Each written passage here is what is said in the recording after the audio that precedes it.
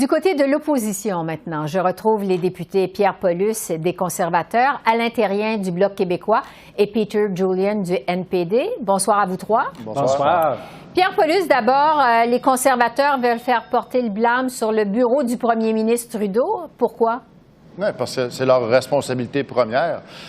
Lorsqu'on a un invité qui vient à la Chambre des communes lors d'un événement d'État, comme on a eu l'invitation d'un président, c'est en plus un président d'un pays en guerre, on s'entend, tous les visiteurs doivent être vérifiés. Ça fait partie des procédures qui sont en place et qui ont été mises en place suite à l'attentat 2014. Le Parlement a revu ses façons de faire, ses procédures, et c'est automatique que les gens doivent être vérifiés.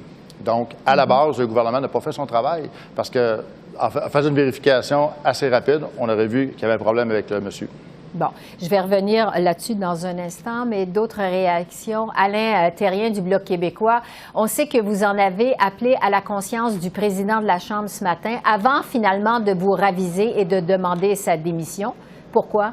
Bien, écoutez, au départ, on espérait qu'il le fasse de son propre chef, qu'il nous dise tout simplement: après mes réflexions, je pense que je devrais quitter, parce que nous considérions que c'était la seule chose à faire pour lui. Mais ce qui nous a encore plus convaincus, c'est les débats qui sont suivis suite à sa prise de parole en Chambre. On a vu les conservateurs libéraux s'invectiver à ce sujet-là, être très partisans dans la façon de traiter de ce sujet-là. Et là, ça nous a convaincus pour dire: regarde, je pense que là, si on ne veut pas avoir créé une diversion dans le débat actuel sur des choses qui intéressent et qui importent beaucoup les Québécois et les Canadiens. Je pense qu'il est temps qu'ils passent le relais à quelqu'un d'autre, tout simplement. Peter Julian, c'est vous, au NPD, qui avez parti le bal ce matin en demandant la démission de M. Rota. Pourquoi des excuses, c'est pas suffisant? Mais parce que vraiment la taille de cette erreur monumentale de vendredi passé, les blessures que ça a provoquées dans la communauté juive et autour du monde, le fait que ça a vraiment terni la réputation de la Chambre des communes, tous ces éléments-là font de cette erreur-là une erreur monumentale. Et simplement faire des excuses, ça répond pas vraiment à cette magnitude de cette erreur-là. Deuxièmement, et c'est autant d'important, c'est que nous, on donne notre confiance au président de la Chambre de présenter qui que ce soit dans les galeries pendant chaque période de questions. On sait qu'il y a des gens qui sont toujours présentés.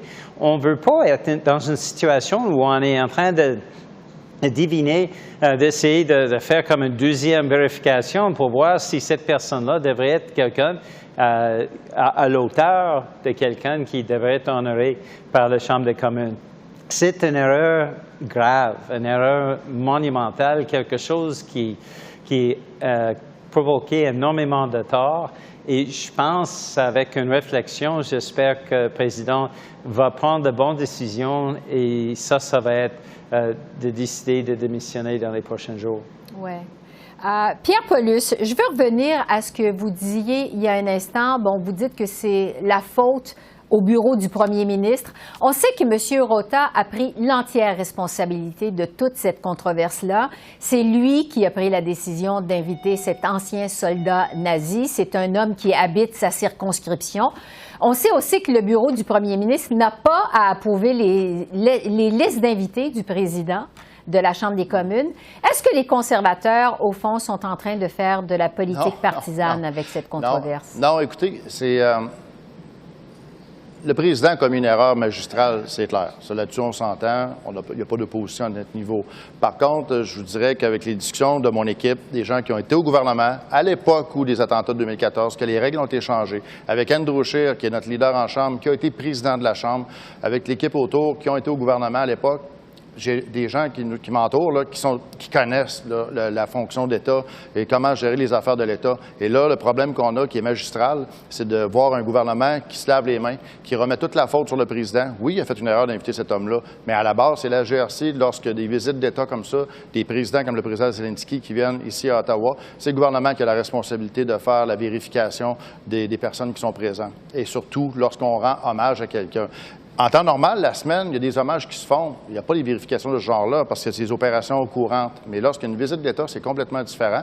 Et c'est ce qui n'a pas été fait. Et là, de voir le gouvernement se tasser de ça, c'est là qu'on ne peut pas l'accepter. Écoutez, la semaine passée, Justin Trudeau prend la parole pour accuser l'Inde d'un côté. Après ça, on arrive vendredi avec une erreur comme ça. Et là, on essaie de dire, c'est la faute au président. Le président a resté en plus en chambre pour faire la période des questions alors que toutes les questions le concernaient. C'est encore une autre erreur qui se rajoute, mais il reste qu'à la base, fondamentalement, c'est le travail qui n'a pas été fait de vérification d'usage lors d'une visite d'État comme ça. Et c'est la faute de Justin Trudeau de son gouvernement. Ils ne peuvent pas mettre toute la faute sur le président, même si l'erreur à la base vient de lui. Oui, et des excuses, justement, du président, c'est pas suffisant. Pierre Paulus, des excuses. toujours? Non, c'est ça. C'est parce que là, on revient encore au fondement. Quand on a d'avoir un nazi comme ça qui est ovationné dans la Chambre des communes, premièrement, ça nous met tous dans l'embarras. Ça n'aurait jamais dû arriver. Et lorsqu'on dit que ça n'aurait jamais dû arriver, c'est que si les vérifications avaient été faites comme il se doit, on n'aurait jamais eu cette ovation-là qui aurait eu lieu vendredi. Oui. Toute cette affaire, évidemment, ça a fait réagir au Canada, mais aussi à l'étranger, à l'intérieur du Bloc québécois. Quel impact ça a sur la réputation du Canada, vous pensez? Bien, écoutez, en partant voir la Chambre des communes ovationner un ancien nazi, je pense que le geste, il est très fort et je pense qu'à travers la planète, les gens comprennent bien la portée de ce geste-là. C'est extrêmement gênant pour notre démocratie, c'est gênant pour le Québec et le Canada et c'est pour cette raison-là qu'une erreur aussi grave que ça, qui a été menée par le président de la Chambre, bien, ça exige de ce président-là qu'il laisse le siège à quelqu'un d'autre. Ça n'a aucun espèce de bon sens. Imaginez à travers le monde qu'est-ce que ça a comme impact sur notre image. Et je vais plus loin. Est-ce que Poutine va justement l'utiliser pour faire de la propagande, pour faire en sorte d'avoir plus de soldats pour se battre sur le front ukrainien? C'est encore pire qu'on peut penser comme impact. Alors, il faut poser un geste fort, et le geste fort à poser, au départ, moi je suis d'accord avec Peter, il faut avoir la confiance en notre président de la Chambre. Il prend des décisions, il tranche, c'est lui l'arbitre de la Chambre. Si on ne peut pas avoir confiance en lui, je pense qu'il doit faire en sorte de laisser sa place à quelqu'un d'autre. C'est impossible d'imaginer le contraire. Oui, donc des excuses, c'est pas suffisant. Peter Julian du NPD, sur l'impact sur la réputation du Canada, qu'est-ce que vous en pensez? Énorme. Ça a donné des munitions au régime Poutine qui a effectivement banni des centaines et des centaines de Canadiens de jamais aller visiter la Russie. Moi, je fais partie de ce groupe-là. C'est un régime qui est toujours prêt de tordre la vérité. Maintenant, c'est nous qui avons provoqué tout ça. On ne peut pas blâmer le régime Poutine. On ne peut pas blâmer qui que ce soit. C'était une décision qui a été prise ici par le président de la Chambre et c'est quelque chose qui doit être rectifié. La seule façon de le faire, c'est de prendre des responsabilités. J'espère bien que le président Rota, quelqu'un pour lequel j'ai beaucoup d'estime, elle nous a guidés à travers toutes les problématiques et tous les défis de COVID et aussi le convoi et aussi de mettre en place le Parlement virtuel. Mais malheureusement, avec cette décision-là qui a été prise vendredi passé, il ne peut plus continuer dans son rôle et j'espère qu'il va faire de la réflexion ce soir et nous revenir dans les prochains jours. À suivre. Et on va revenir sur cette affaire avec le ministre Mark Miller à la toute fin de l'émission. Entre-temps, Pierre Paulus, Alain Thérien et Peter Julian, merci à vous trois. Bonne fin de journée. Merci. Merci, au revoir.